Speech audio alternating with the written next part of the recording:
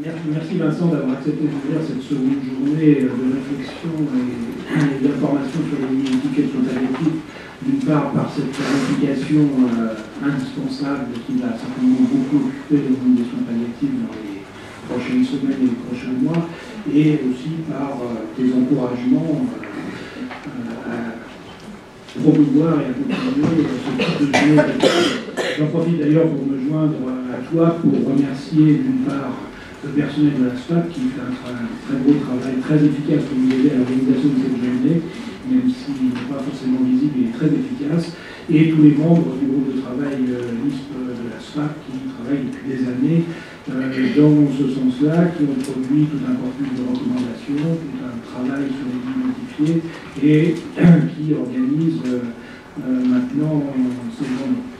Alors, cette année, 2 mots sur l'organisation de la journée, et puis je laisserai la place à nos collègues. On a sous-titré cette journée, quelle pratique, quelle place, quels moyens. L'année dernière, on avait axé la première journée sur une description des différentes expériences des identifiés de soins palliatifs, en mettant l'accent sur la diversité, l'hétérogénéité, même je dirais, des diverses expériences, mais aussi l'exemplarité de certaines expériences, qui montrent que quand même de nombreux acteurs de soins palliatifs se sont investis dans les identifiés, non seulement les acteurs de soins palliatifs, mais aussi les acteurs du système de santé lui-même, d'ailleurs, qui sont investis dans une nouvelle offre de soins. C'est nécessaire de faire un état des lieux parce qu'il faut démarrer pour comprendre les différentes problématiques qui apparaissent avec justement cette nouvelle offre de soins. Cette année, on a souhaité vraiment entrer dans le vif du sujet, dans le vif du débat, des problématiques.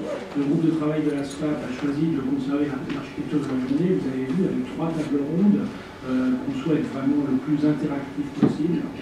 La première tournera autour des pratiques, c'est-à-dire des problématiques si particulières qui ont été induites par l'apparition des identifiés de soins palliatifs, qui font vraiment cohabiter dans le même lieu, la même journée de travail, des pratiques curatives et des pratiques palliatives, avec toutes les problématiques que ça peut engendrer. Donc cette journée abordera en particulier un certain nombre de spécificités qui sont liées aux projets de soins palliatifs et aux missions des différents soins palliatifs.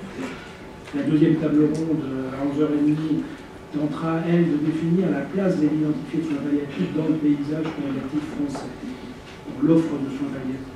D'une part, dans le parcours du patient, y compris au domicile, et d'autre part, dans l'articulation des différentes structures de soins palliatifs avec le débat toujours difficile entre la place des unités de soins palliatifs et des lits identifiés.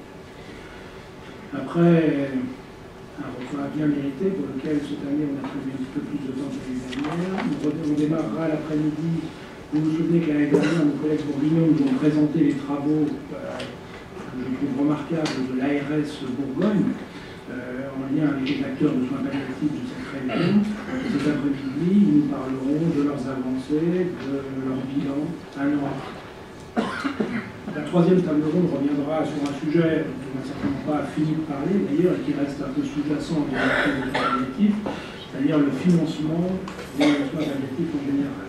Quel est-il, comment a-t-il évolué au fil du temps, quelles propositions on peut faire, comment on peut les justifier par une traçabilité et des évaluations concrètes, quels sont les contrôles actuels ou souhaitables, voilà les sujets qu'on va aborder. Et enfin, pour finir, on essaiera de réfléchir à quelle peut être la stratégie de pérennisation des expériences positives des lignes identifiées. Voilà, encore une fois, ce qu'on souhaite, c'est que ces tables rondes qui vont être introduites par un certain nombre d'expériences soient le plus interactives possible. Donc n'hésitez pas à prendre la parole, à exprimer vos problématiques et à débattre. Voilà, bonne réflexion, bonne discussion.